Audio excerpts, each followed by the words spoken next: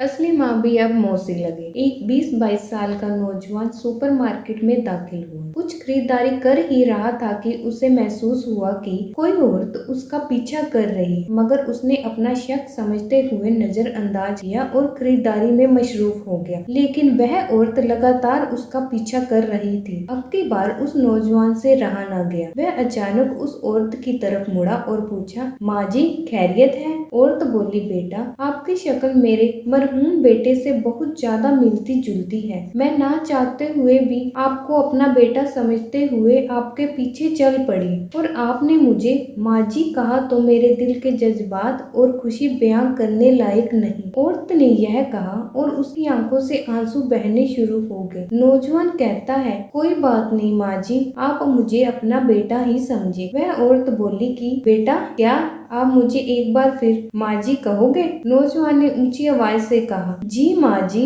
पर उस औरत ने ऐसा बर्ताव किया जैसे उसने सुना ही ना हो। नौजवान ने फिर ऊंची आवाज में कहा, जी माँ जी। औरत ने सुना और नौजवान के दोनों हाथ पकड़कर चूमे और अपनी आंखों से लगाए और रोते हुए वहाँ से रुखसत हो गई। नौजवान उस मंजर को देखकर अपने आप पर काबू नहीं कर सका और उसकी आंखों से आंसू बहने लगे। वह अपनी खरीदारी पूरी करे बगैर ही वापस चल दिया। काउंटर पर पहुंचा तो कैशियर ने 10,000 का बिल थमा दिया। नौजवान ने पूछा, 10,000 कैसे? कैशियर ने कहा, 800 का बिल आपका है और 9,200 का बिल आपकी माँ के हैं, जिन्हें आप अभी माँ जी कह रहे थे। वह दिन और आज का दिन नौजवान अपनी असली माँ को भी मौसी कहता है।